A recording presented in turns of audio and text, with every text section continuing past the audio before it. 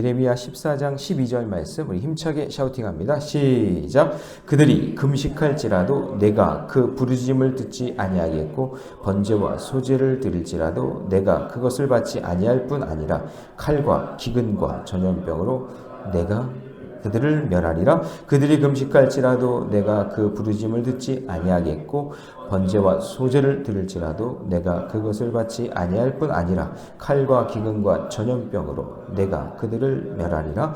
그들이 금식할지라도 내가 그 부르짖음을 듣지 아니하겠고 번제와 소제를 드릴지라도 내가 그것을 받지 아니할 뿐 아니라 칼과 기근과 전염병으로 내가 그들을 멸하리라. 예레미야 14장 12절 말씀. 아멘. 할렐루야. 네, 오늘 함께 읽은 귀한 말씀을 가지고 칼과 기근과 재앙이 오기 전에, 칼과 기근과 재앙이 오기 전에 라는 제목으로 하나님 말씀 함께 나누겠습니다. 자, 예레미야서에서 이제 본격적으로 느껴지는 그 하나님의 모습은 진노하시는 하나님의 모습이라는 생각이 듭니다. 그래서 이제 14장에서부터 쭉 이제 진행이 되는 내용이 하나님의 진노가 세 가지로 임한다라고 이렇게 말씀을 해요. 오늘 마지막 절 우리 샤우팅 했는데 거기 보면 칼과 기근과 전염병이라고 되어 있죠. 그러니까 그 전염병을 재앙으로 한다면 칼과 기근과 재앙이 임하게 되는 그런 모습이 보게 됩니다. 자, 인간에게 닥치는 가장 큰 고난의 세 가지의 모습인데 그 우리를 돌이키시려는 징계하시는 그 하나님의 모습이라는 것을 우리가 볼 수 있어요. 그래서 나에게 혹시나 칼과 기근과 재앙이라는 징계가 주어졌을 때 그것을 하나님의 사인으로 빨리 여기고 하나님의 회초리라고 여기고 그리고 빨리 돌이켜야 돼요. 빨리 돌아와야 돼요. 이게 말씀이 안 들리잖아요. 말씀이 안 들리고 영안이 없으면은 이게 분별력이 떨어지니까 깨닫지 못해요. 이런 어떤 징계가 떨어져 칼과 기근과 재앙이 오면 깨달아야 되는데 못 깨달아요. 그러면서 계속해서 뭐 하냐면 사람 탓, 세상 탓, 그리고 세월 탓 하면서 살아간다는 거죠.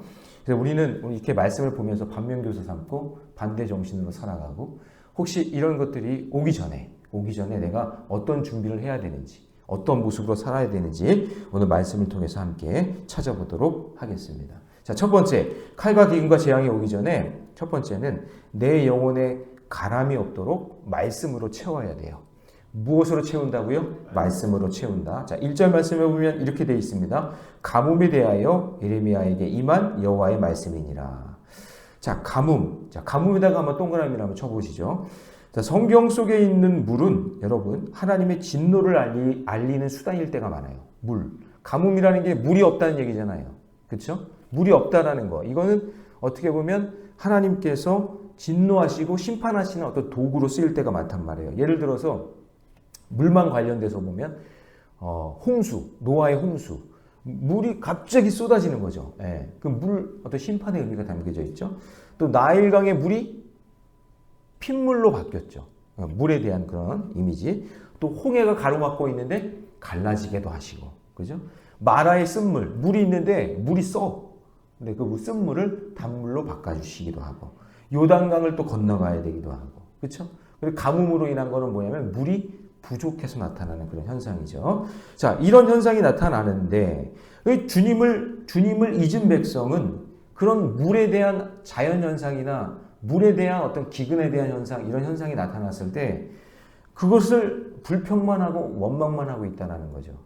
그런데 마른 우물만 힘겹게 찾아다니면서 여기 기웃거리고 저기 기웃거리고 하고 있다는 거예요. 근데 그 물을 주실 분이 누구냐? 하나님이라는 걸 깨달아야 되잖아요. 근데 그 하나님을 바라보지 못하고 하나님께 기도하지 못하는 거예요. 그래서 그렇게 헤매는 인간의 모습을 3절에서 이렇게 표현합니다. 같이 한번 읽습니다. 시작. 귀인들은 자기 사환들을 보내어 물을 얻으려 하였으나 그들이 우물에 갔어도 물을 얻지 못하여 빈 그릇으로 돌아오니 부끄럽고 근심하여 그들의 머리를 가리며. 인간의 노력으로는 비 한 방울도 만들 수 없으니 인본적인 노력이 너무 부끄러워서 머리를 가린다. 이거 너무 부끄럽다. 이렇게 찾고 해봤자 물 한 방울도 찾을 수 없는 그런 인간의 모습을 보면서, 자, 4절 말씀 보니까 땅에 비가 없어 지면이 갈라지니 밭 가는 자는 농부를 이야기하잖아요. 그럼 농부가 밭 가는 거는 어떻게 보면 농사일의 전문가인데, 그렇죠? 전문가잖아요. 여러분의 일의 전문가잖아요. 근데 그 전문가로서 내가 최선을 다해 밭을 갈아보지만 밭을 갈면 뭐해? 비가 안 오면 소용이 없잖아요. 그래서 어떻게 한대요? 밭 가는 자가 부끄러워서 그의 머리를 가리는도다. 내가 애쓰고 내가 이쪽 분야의 전문가인데 최선을 다해봤지만 그게 비가 오지 않으면 소용이 없으니 부끄러워서 그의 머리를 가린다. 그러니까 여러분 전문가잖아요. 여러분들이 나름대로. 그럼 여러분 내 기술과 힘만 의지하지 말고 내 힘과 내 의지와 내 노력도 어느 순간 바닥이 나고 한계가 올 때가 있으니 전적으로 하나님을 의지하셔야 돼요. 하나님 도와주세요. 하나님 제가 이렇게 전문가고 이렇게 잘하고 있지만 하나님 그래도 하나님이 필요해요. 하나님 도와주세요.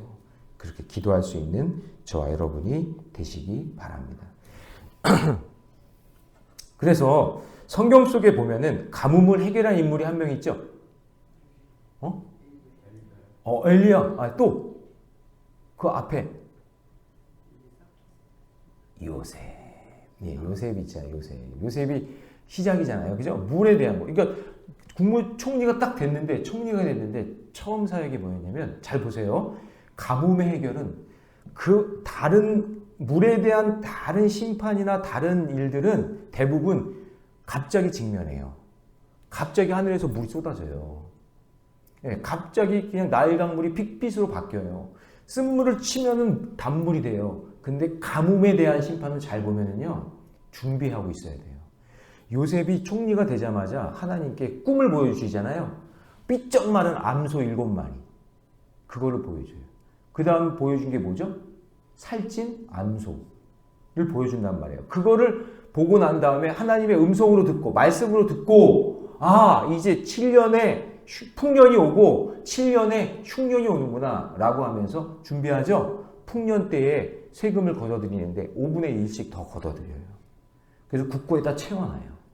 그러니까 하나님의 말씀이 채워지니까 하나님께서 지혜를 주셔서 국고에 채워있던 그것을 가뭄 때 나눠주는 거죠. 그러니까 물에 대한 심판 가운데 가뭄은 여러분 미리 준비되어 있어야 되는 거예요. 말씀으로. 그래서 여러분 물이 없는 땅을 보면서 한탄하고 원망할 것이 아니라 지금 준비해야 돼요. 가뭄이 오기 전에. 지금 말씀으로 채워놔야 돼요. 지금 말씀으로 내가 준비하고 있어야. 그러니까 물이 없으면 나중에 줄 게 없듯이 물을 채워놓듯이 오늘 우리도 말씀으로 내가 채워놔야 나중에 가뭄이 왔을 때 그걸 사용하는 거지. 말씀이 하나도 없어요. 내 안에. 빈털털이야. 근데 가뭄이 오면 그걸 쓸 수가 없는 거예요. 그러니까 요셉을 통해서 우리에게 주시는 메시지는 뭐냐면 7년을 준비해야 7년의 가뭄을 이기는 거예요. 그러니까 지금 평소에 말씀 묵상을 잘 해놓고 말씀을 준비해놔야 그런 환란이 왔을 때 그 말씀을 가지고 이길 수 있다는 것이죠. 자, 적용 질문 드립니다. 나는 어떤 일로 목말라 헛된 수고를 하고 있습니까? 또 오늘 믿음으로 받아들여야 할 말씀이 무엇입니까? 여러분 날마다 말씀으로 채우세요. 은혜로 채우세요. 감사로 채워놓으면 그때 가뭄이 왔을 때 이길 수 있는 능력을 저와 여러분에게 주실 줄로 믿습니다. 자, 두 번째, 칼과 기근과 재앙이 오기 전에 한 영혼이라도 구원해야 합니다. 자, 한 영혼이라도. 자, 예레미야는 유다 백성을 대표해서 그들의 죄와 타락을 자기 일처럼 슬퍼하면서 기도하는 내용이 나오는데, 자, 7절 말씀 같이 한번 읽어봅니다. 7절 시작. 여호와여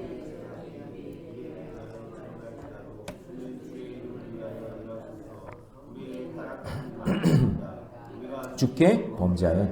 자, 이처럼 말씀이 들려서 은혜의 단비를 맛본 사람은요, 공동체에 속한 연약한 지체들의 죄가 보이고 그리고 불쌍히 여기는 마음이 생겨요. 왜냐하면 하나님의 말씀이 채워지니까 죄가 보이잖아요. 나의 죄가 보이고 우리 가족의 죄가 보이고 우리 교회의 공동체 안에 죄가 보여요. 그래서 8절 말씀, 9절 말씀에 보면은 이스라엘의 소망이시요 고난당한 때의 구원자이시며 어찌하여 이 땅에서 거류하는 자같이 하룻밤을 유숙하는 나가나 같이 하시나이까 하면서 지금 힘들고 어려운 이 백성들의 모습을 보게 되고 그들을 위해서 탄식하며 기도하게 돼요. 그래서 예레미야 14장부터는 예레미야의 탄식의 기도가 계속 나와요. 어찌합니까? 이 백성들을 하나님 어찌합니까? 하면서 탄식 기도가 계속 나오는 내용이 이제 14장부터 나옵니다. 그래서 여러분, 우리도 마찬가지예요. 아직도 구원받지 못한 내 가족, 한 영혼, 그 한 사람을 향해서 구원하고 싶어하는 그런 마음을 여러분들이 가지셔야 돼요. 그러면 하나님이 그거에 대한 지혜도 주시고 또 하나님께서 능력도 주실 줄 믿습니다. 탄식하는 마음이 있는 거예요. 이번에 저희가 성탄절 때마다 각막 수술 비용이 되잖아요. 그거를 올해도 어떻게 될지 모르겠어요. 올해 그 일을 감당하신 조정진 목사님께서 인천에 있는, 부평에 있는 반석교회로 이제 부임을 받으셔가지고 또 이제 어떤 사역이 또 펼쳐질지 모르겠지만 그분이 지금 최근에 하고 있는 사역 중에 뭐냐면, 제가 인사이트를 얻었는데 이분이 뭘 하냐면은 당근 나눔을 해요. 당근. 그게 뭐냐면은 우리가 이제 추수감사 주일 전에 우리 쌀을 받잖아요. 그래서 쌀을 이렇게 나눠주는 사역을 하잖아요. 근데 이분은 어떻게 발상을 했냐면 당근에다가 올리는 거예요. 예를 들면 쌀 필요한 사람. 근데 어디에서 만나냐? 장소가 어디일까요? 그렇죠. 교회로 오게 하는 거예요. 그러니까 옛날에는 우리가 전도지를 들고 세상으로 나가는 게 아니라, 세상으로 나가서 막 전도지하고 뭐 막 커피도 나눠주고 하는 그런 전도가 아니라 당근에다가 쌀 준다, 나눠준다, 무료 나눔한다, 라면 무료 나눔한다 해가지고 딱 올려놓으니까 그 사용자가요, 당근이라는 그 사이트를 사용하는 사람들이 1,800만 명이래요. 엄청나게 많대요. 근데 이 지역에 있는 사람들도 엄청 많은 거죠. 그러니까 그 쌀이 필요한 사람이, 라면이 필요한 사람이 어디로 오느냐? 교회로 다 오는 거예요. 그러니까 찾아가는 전도가 아니라 찾아오게 만드는 거예요. 그럼 교회 안으로 들어올 거 아니에요. 그러면 교회도 한번 알게 해주고, 그리고 그걸 나누면서 교회의 이미지도 좋아지는 거죠. 그러니까 어떻게 하면 전도할까? 어떻게 하면 한 영혼이라도 구원할까? 이런 생각을 하다 보니까 그런 아이디어가 나오는 거죠. 이제 어떻게 해야 될지는 저는 잘 이제 방향은 모르겠지만, 하여튼 제가 여러분에게 말씀드리고 싶은 것은 어떻게 하면 교회가 전도할까? 어떻게 하면 한 영혼이라도 구원할까? 하는 그런 마음이 있고 탄식이 있는 사람들은 하나님께서 지혜도 주시고 물질도 주시고 능력도 주신다는 거죠. 근데 한 가지 적용할 거는 뭐냐면, 혹시 여기 이 근처 사시는 분들 있잖아요. 혹시 당근으로 나눔 해보신 분 있잖아요. 저희 아이들은 당근을 엄청 좋아해요. 말도 아니고 이렇게 당근을 이렇게 좋아하나. 왜냐면 당근 그게 이제 핸드폰에서 소리가 나거든요. 근데 보니까 나눔을 하는 거예요. 그러면 장소가 어디냐? 뭐 예를 들어서 뭐 어디 뭐 이렇게 나눔을 하잖아요. 근데 여러분, 장소를 교회로 하세요.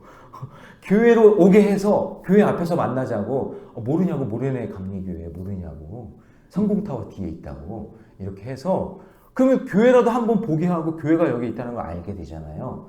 이것도 하나의 전도 방법이다, 이런 생각을 하게 된 거죠. 그러니까 탄식이라는 것이 막 슬퍼하고 괴로워하는 것도 있지만, 그런 탄식과 괴로움 속에서 하나님이 지혜도 주시고 능력도 주시는 줄 믿습니다. 그러니까 지금 예레미야의 이 탄식 가운데 하나님이 찾아오시는 이 모습을 보면서 우리가 어떻게 하면 우리도 한 영혼을 살릴까? 여러분 가족 가운데도 있잖아요. 그렇죠? 이웃 가운데도 아직도 모르는 사람들에게 주의 복음을 전할 수 있는 저와 여러분 되시기를 축복합니다. 자, 마지막 세 번째예요. 칼과 기근과 재앙이 오기 전에 어그러진 길이 아니라 좁은 길로 가야 돼요. 자, 우리 10절 말씀 같이 한번 읽어봅니다. 시작. 여호와께서 이 백성에 대하여 이와 같이 말씀하시되 그들이 어그러진 길을 사랑하여 그들의 발을 멈추지 아니하므로 여호와께서 그들을 받지 아니하고 이제 그들의 죄를 기억하시고 그 죄를 벌하시리라 하시고. 자, 어그러진 길은 목적지에서 벗어난 길을 이야기하는 거예요. 그러니까 그 길은 새로워 보이기도 하고 호기심인 것 같고 우상숭배의 길이고 뭔가 뭐 삐까뻔쩍한 것 같은 그런 길이 있지만, 하나님 보실 때 그 길은 좁은 길이 아니에요. 바른 길이 아니에요. 어그러진 길이다라는 것이죠. 자기 욕심을 따라가는 우상숭배의 길이 바로 어그러진 길이라는 거예요.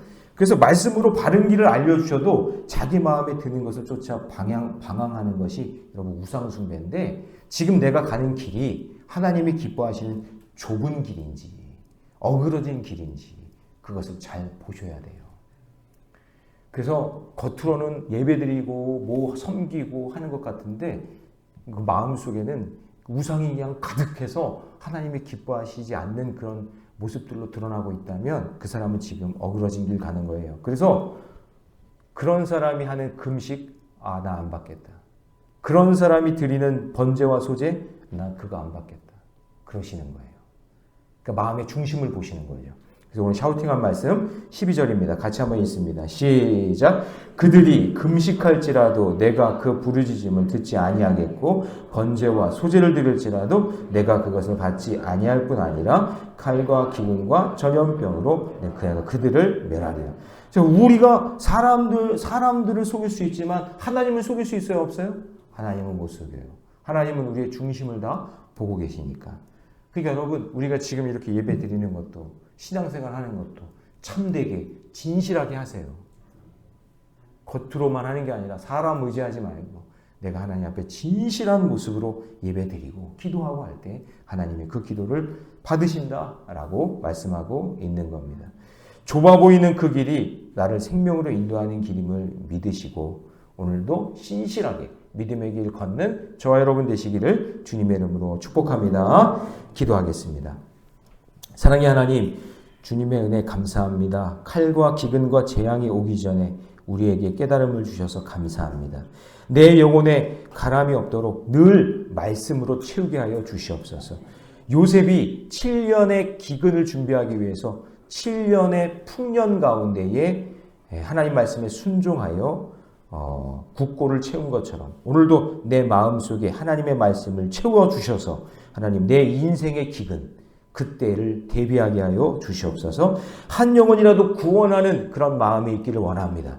그냥 흘려보내지 않게 하여 주시고 나를 이 땅에 보내신 이유, 생명을 살리기 위해 보내셨다는 것을 깨닫게 하여 주셔서 그냥 돈 버는 일에, 나 챙기는 일에, 그리고 내가 잘 먹고 잘 사는 일에만 생각하지 않게 하여 주시고 한 영혼을 향한 그런 뜨거운 마음과 열정을 주셔서 영혼 구원, 생명 살리는 일에 쓰임받게 하여 주시고 어그러진 길이 아니라 좁은 길로 가기를 원합니다. 내가 지금 예배 드리는 거, 기도하는 거 정말 진정성을 가지고 하게 하여 주시고 내 마음의 중심을 보고 계신 그 하나님 앞에 신실한 마음으로 믿음으로 기도하며 예배하는 우리 모래내 교회 모든 성도들 되게 해 주시옵소서. 이 모든 말씀 우리 주 예수님의 이름으로 기도하옵나이다. 아멘.